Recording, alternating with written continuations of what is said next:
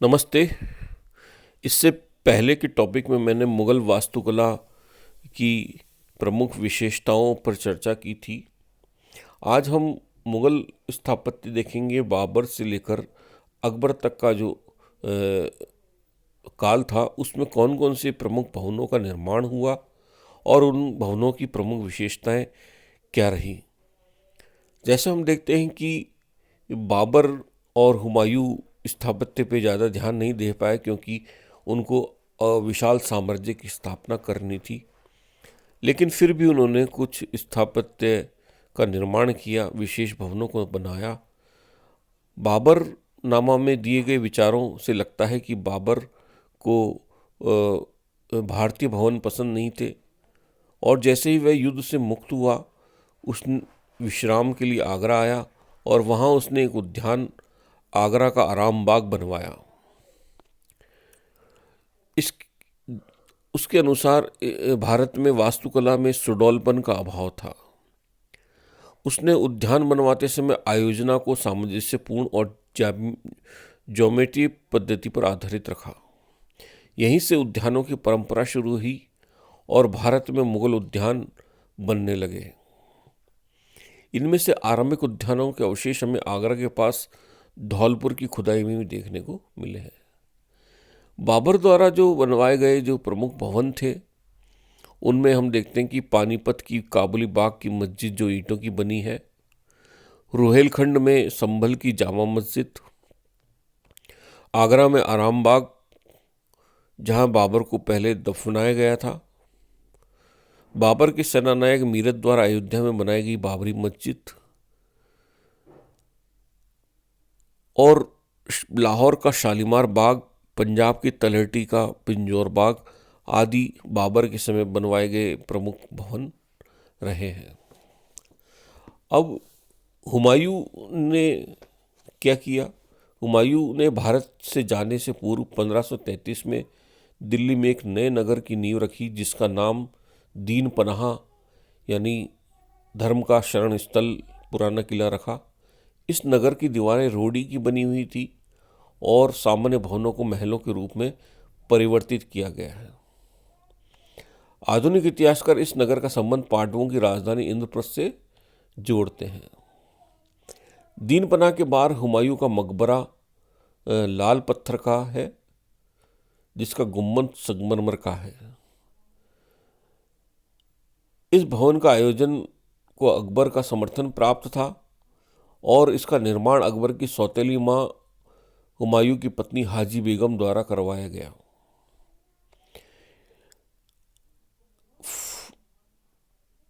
हाजी बेगम हुमायूं के साथ फारस गई थी और फारसी वास्तुकला के आदर्शों को उसने आत्मसात किया था, और यही इमारत आगे चलकर जो हुमायूं का मकबरा है, यही इमारत आगे चलकर ताजमहल का आदर्श बनी, और संगमरमर का दूसरा भव्य गुंबद इसकी सबसे बड़ी विशेषता हमें देखी। इसका गुंबद संगमरमर का बना हुआ है।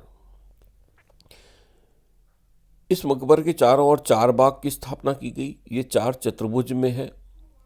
वृक्षों के कुंज इसके बनाए गए। यह मकबरा उत्तर भारत की स्थापत्य शैली में एक नए दौर की शुरुआत का सूचक है। मकबरे के चारों ओर पानी की 4 नहरें, बहिशत जो इस्लामिक पौराणिक कथाओं में 8 स्वर की कल्पनाओं का समीकरण है, और 4 नदियों का सांकेतिक रूप है। इस उद्यान के बीच में खड़ा मकबरा बहिशत के भवन के समान दिखाई देता है। इस प्रकार के भवनों में हुमायूं का मकबरा पहला भवन है जिसकी चरण परिणति आगरा के ताजमहल के रूप में हुई है। इस मकबरे का खाका हाजी बेगम के प्रमुख वास्तुकार फारस के मिराग मिर्जा गयास द्वारा बनाया गया था। इस रचना की प्रेरणा फारसी मॉडलों के साथ साथ हिंदू वास्तुकला के पंचरत्न रचना से भी ली गई है। पूरी इमारत एक उद्यान के बीच एक ऊंचे चबूतरे पर बनाई गई है, और ऐसा सहसराम में बने शेरशाह के मकबरे से प्रेरणा लेकर भी किया गया है।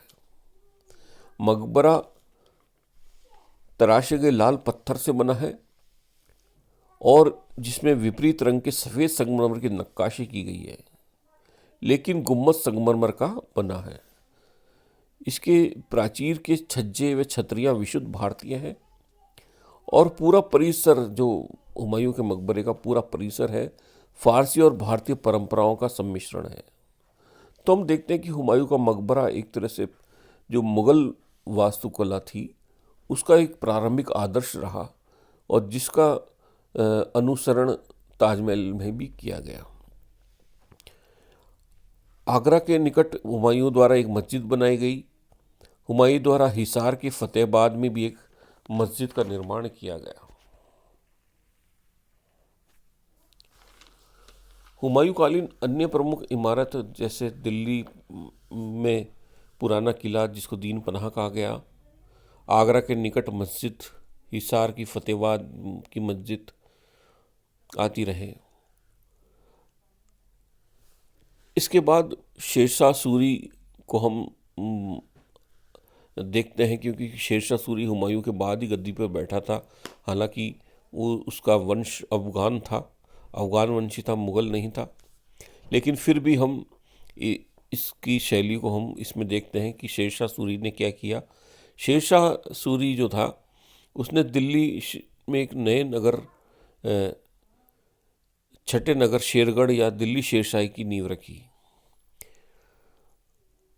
और लाल दरवाज़ा और खूनी दरवाज़ा आज भी हमको इसके अवशेष, परकोटे के अवशेष के रूप में देखने को मिलते हैं जो मथुरा रोड के निकट है। शेरशाह के कारीगरों की वास्तविक दक्षता दिल्ली के पुराने किले के भीतर बनी मस्जिद किला एक कोहना में देखने को मिलती है जो उसने 1542 में बनवाई थी। पुराने किले के परिसर के भीतर ही शेरशाह द्वारा निर्मित एक अन्य इमारत शेर मंडल जो अष्टभुजाकार है और 3 मंजिला मंडप है वह है। शेरशाह ने इस भवन का क्या उपयोग किया यह ज्ञात नहीं है, लेकिन हुमायूं ने इसका उपयोग पुस्तकालय के रूप में किया। शेरशाह ने बिहार में रोहतास नामक स्थान पर एक किले का निर्माण किया और शेरशाह ने 1545 में अपनी मृत्यु के पूर्व ही अपना मकबरा सहसराम में बनवाया था जो अष्टभुजाकार है और यह हुमायूं के मकबरे और ताजमहल का आदर्श बना था। हसन का सूरी का मकबरा 1540 में शेरशाह ने सहसराम में बनवाया। तो शेरशाह ने भी ये प्रमुख भवन बनवाए गए शेरशाह के काल में। अब हम देखें कि अकबर के काल में कौन किन भवनों का निर्माण हुआ। अकबर का काल प्रयोगों का काल था और शेरशाह की मृत्यु के बाद 1564 में अकबर ने आगरे के किले की नींव रखी और बीच में कई नगरों का जो बीच में कई इमारतें बनी जैसे हुमायूं के मकबरा, खैरुल मस्जिद, आबा छोटी मस्जिद, खानकाह के मकबरे को छोड़कर हमें कोई भी सुंदर निर्माण देखने को नहीं मिला। अकबरकालीन जो कला थी ये फारसी इस्लामिक आदर्शों के साथ साथ हिंदू और बौद्ध आदर्शों का सम्मिश्रण थी और अपने लंबे शासनकाल 1556 से 1605 तक अकबर ने न केवल मुस्लिम शासन की परंपराओं को सुदृढ़ किया, अभी उसे अखिल भारतीय स्वरूप भी प्रदान किया। उसने सत्ता के प्रारंभिक केंद्र के रूप में दिल्ली का परित्याग करके अपना निर्माण कार्य आगरा और फतेहपुर सीकरी में आरंभ किया। सैद्धांतिक रूप में निर्माण उसने शहतीर को आधार बनाया। छतरियों के अलंकरण के लिए उसने ट्यूडर मेहराबों का भी प्रयोग किया जो शैली पंजाब और कश्मीर में प्रचलित काठ की निर्माण शैली के रूप में निकट थी। आरंभिक अकबरकालीन शैली में लोधी भवनों के गुंबदों का प्रयोग किया, पर गुंबद प्राय पोले हैं। खंभों के ऊपर चौतरफा शहतीर लगे हुए हैं जबकि आगे के खंभों को प्राय अनिवार्य रूप से टेक के लिए मेहराबदार बनाया गया है। अकबरकालीन जो प्रमुख भवन थे उसमें आगरा में लाल किला प्रमुख है। यह शाही महल था जिसकी नींव 1564 में रखी गई। इनमें जहांगीरी महल प्रमुख, इसका मुख्य परकोटा शामिल है। ऐसा प्रतीत होता है कि अन्य भवनों को तोड़वाकर शाहजहां ने यहाँ उनकी जगह संगमरमर के भवन बनवा दिए। किले के परकोटे की दीवार भारी भरकम है और उनके बीच में खाली स्थानों पर अलंकरण के लिए पच्चीकारी की गई है। गुंबदों के स्थान पर छतरियों का प्रयोग किया गया है।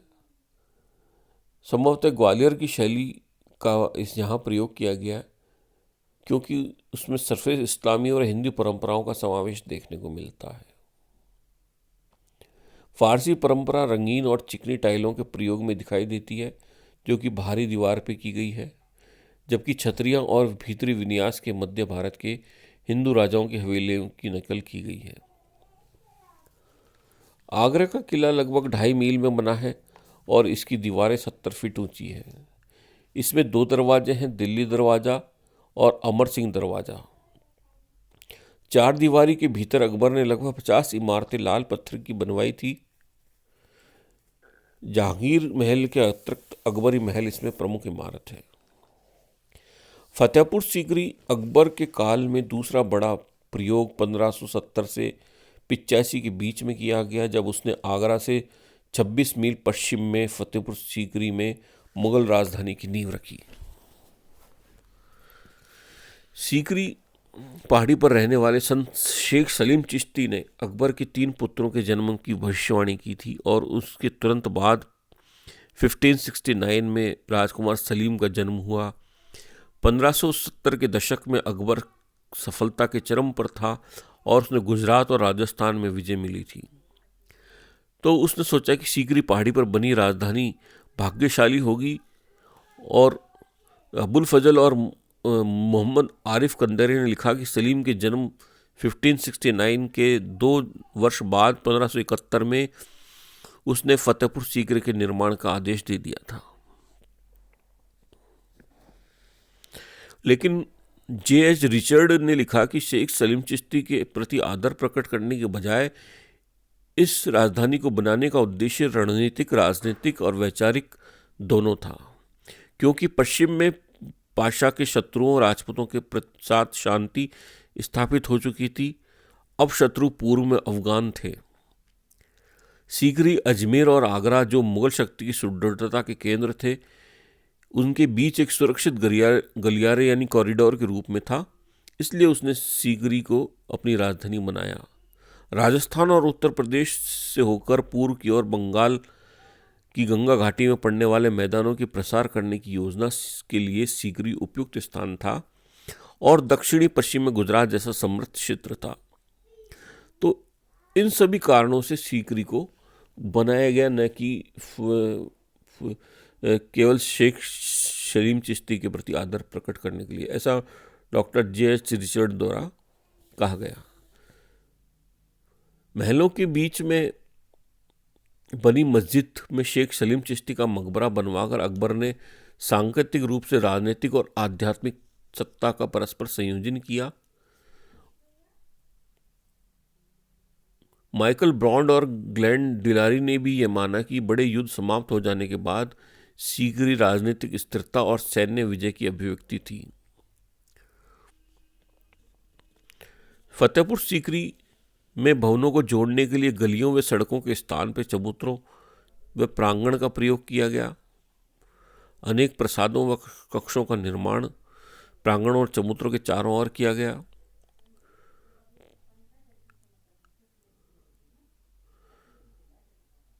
संभवतः ऐसा इसलिए किया गया कि जिस पहाड़ी पर सीकरी बना था वह स्थान सीमित था। बलुआ पत्थर की पहाड़ी जिस पर शहर बनाया गया उत्तर पूर्व की ओर से दक्षिण पश्चिम की ओर जाती है। अधिकतर भवनों का मुख उत्तर व दक्षिण की ओर है। केवल जामा मस्जिद का मुख अन्य मस्जिदों की भांति पूर्व पश्चिम में दिशा में है। पहाड़ी के ठीक ऊपर बेगमों के महल और दीवाने खास का निर्माण किया गया है। बलुआ पत्थर को तराश कर छतों, खम्भों, दीवारों, ब्रैकेटों का निर्माण किया गया है। चूने से जोड़कर भवनों का निर्माण किया गया है। कारीगरों, वास्तुकारों और भवन निर्माताओं को देश के विभिन्न भागों से बुलाया गया और उन्हें अपनी कला की अभिव्यक्ति का अवसर दिया गया। फतेहपुर सीकरी अकबर के साम्राज्य के विभिन्न तत्वों के बीच एक एकता स्थापित करने की भावना का परिचायक था। एल श्रीवास्तव के अनुसार फतेहपुर सीकरी को बनाने में 11 वर्ष लगे, जबकि सतीश चंद्र के अनुसार 1572 में से इसको बनाने में 8 वर्ष लगे। इस नगर के तीनों ओर दीवारें और चौथी ओर एक कृत्रिम झील है। दीवारों में 9 द्वार हैं। फतेहपुर सीकरी में जो इमारतें थी प्रमुख, उनमें दीवान आम, दीवान खास, पंच महल, मरियम का महल, तुर्की महल, बीरबल का महल, बादशाह का ख्वाबगाह यानी शयनागार और फतेहपुर सीकरी की जामा मस्जिद प्रमुख है। दीवान आम एक आयताकार प्रांगण था जिसके आगे छज्जा है जिस पर बादशाह का सिंहासन रखा जाता था और बादशाह दरबार में उपस्थित होने वालों को सम्राट को उसी दिशा में मुख होता था जिस दिशा में पश्चिम में नमाज पढ़ते समय मुख होता है। इस प्रकार सम्राट की वही भूमिका थी जो किबला की दीवार मस्जिद की होती थी, जिससे उसकी आध्यात्मिक सर्वोच्चता प्रकट होती थी। दीवान खास एक वर्गाकार भवन था। इसकी आंतरिक बनावट अद्वितीय है। इस कक्ष का बीच में एक नक्काशी द्वार स्तंभ है जिसका शीर्ष आकार में विशाल होता गया और इस शीर्ष पर जैन शैली के मेहराबदार ब्रैकेटों पर टिका है। पत्थर का एक गोल चबूतरा है। इस केंद्रित चबूतरे के कक्ष के चारों ओर विकर्णों की ओर 4 हवाई पुल बने हैं। कमल के समान छज्जेदार शीर्ष के बीच में सम्राट बैठता था और प्रत्येक कोण में एक मंत्री बैठता था। इसमें बौद्ध और हिंदू वास्तुकला की झलक दिखाई देती है, जिसमें शीर्ष पर कमल के ऊपर बैठी हुई देवी मूर्ति की कल्पना की जाती है। यह स्पष्ट नहीं है कि यह कक्ष बादशाह का दीवान खास था या धार्मिक चर्चाओं के लिए प्रयोग में लाया गया एक कक्ष इबादत खाना था। अतः इसको इबादत खाना भी कह सकते हैं या दीवान खास भी कहा जा सकता है।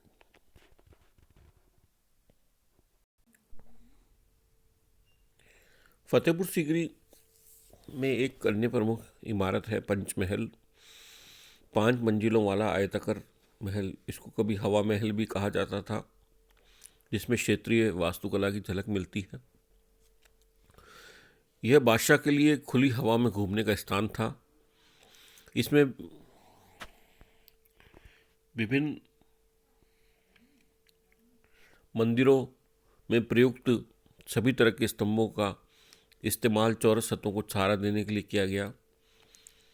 सतीश चंद्र ने लिखा कि संभवतः इसकी राजपूत पत्नियों के लिए ये भवन बनवाया गया।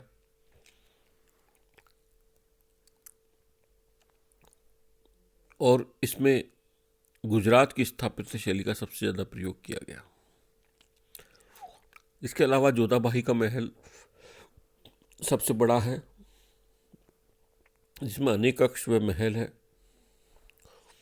इसके अलंकरण में गुजरात के मंदिरों की वास्तुकला का प्रयोग किया गया। मरियम का महल में फारसी विषयों के भित्ति चित्र हैं। तुर्की सुल्तान के महल में पंजाब के कास्ट निर्माण से प्रेरणा ली गई है। और बीरबल का महल लाल बलुआ पत्थर से बने चौकोर ताक पर महीन तराश के हुए छज्जे व ब्रैकेट लगे हुए हैं, जिसमें हिंदू शैली से प्रेरणा ली गई है। कमल व गुलाब के गुच्छे व कलियों की सजावट बीरबल के महल में देखने को मिलते हैं।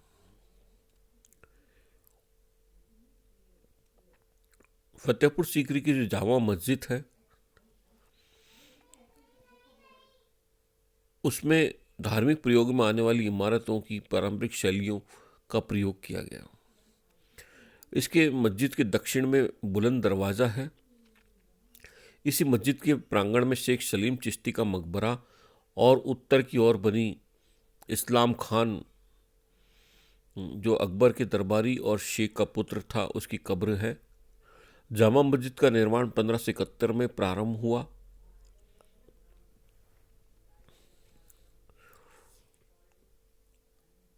इस अकबरी मस्जिद का निर्माण 515 बाई 432 फीट है। इसके आगे की ओर एक केंद्रीय मेहराब है जो तुगलक परंपरा के अनुसार पीछे की गुम्बद से बड़ा है। इस मस्जिद का पूरा निर्माण होने में लगभग 25 वर्ष बाद अकबर ने अपनी विजय यात्राओं से लौटकर उनके यादगार स्वरूप मस्जिद के दक्षिणी दिशा में बुलंद दरवाज़ा बनवाया। सतीश चंद्र के अनुसार यह मस्जिद और बुलंद दरवाज़ा अकबर की गुजरात विजय जो 1571 से 73 के उपलक्ष्य में कराया गया था। बुलंद दरवाज़ा जिस शैली में बना है उसे अर्ध गुंबदी दरवाज़ा कहते हैं। ये विशाल दरवाज़ा 134 फीट ऊंचा है और दरवाजे तक पहुंचने के लिए 42 फीट लंबी सीढ़ियां हैं। इस प्रकार सड़क से दरवाजे की कुल ऊंचाई 176 फीट है। यह दरवाज़ा लाल पीले बलुआ पत्थर का बना है। दरवाजे में की गई संगमरमर की जड़ावट सशक्त है। चूँकि यह बड़ी भारी और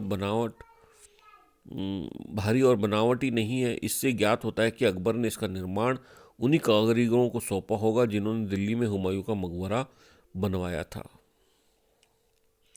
दरवाजे के बीच में बनी केंद्रीय मेहराब के दोनों ओर पतली व लंबी मीनारें हैं जिनसे दरवाजे की 134 फीट ऊंचाई होने का आभास होता है।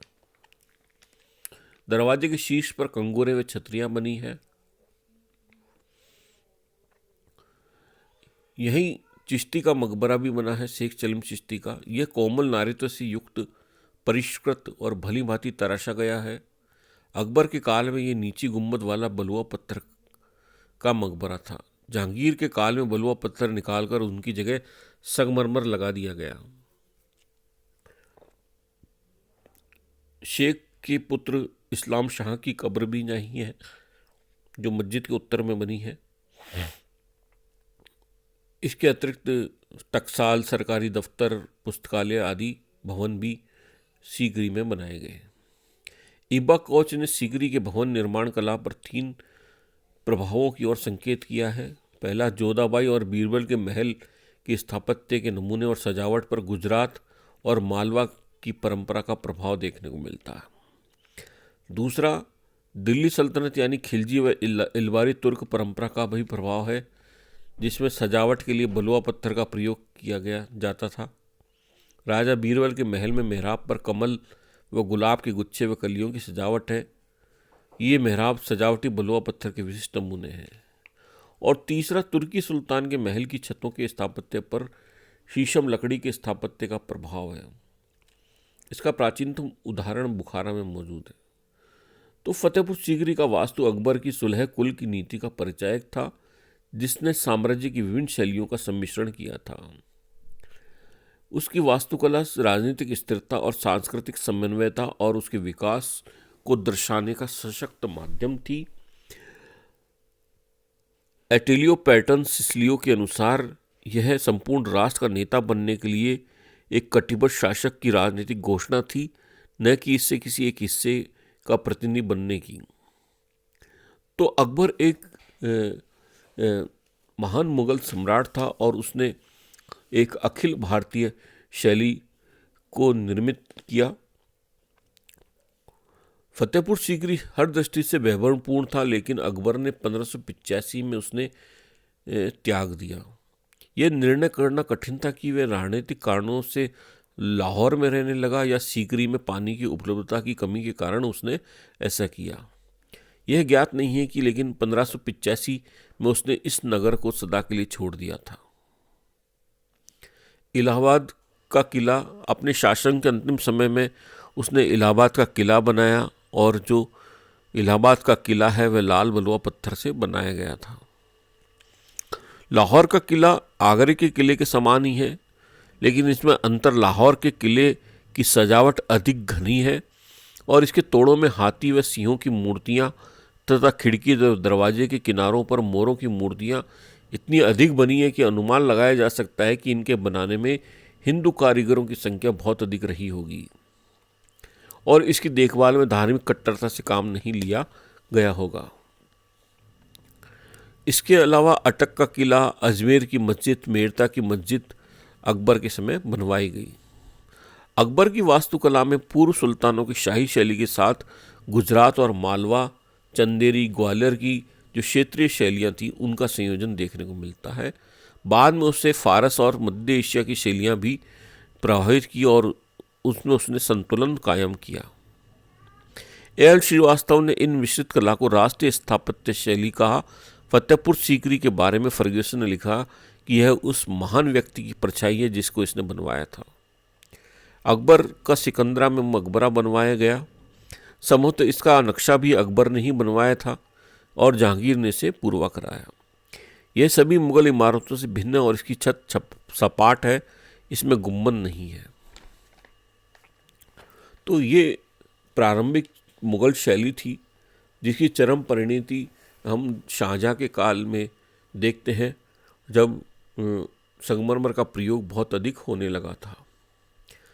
तो बाबर से अकबर तक की जो शैली थी वो धीरे धीरे हिंदू इस्लामिक शैली में परिवर्तित हो गई थी और अखिल भारतीय या राष्ट्रीय स्थापत्य शैली का निर्माण अकबर के समय हुआ। धन्यवाद।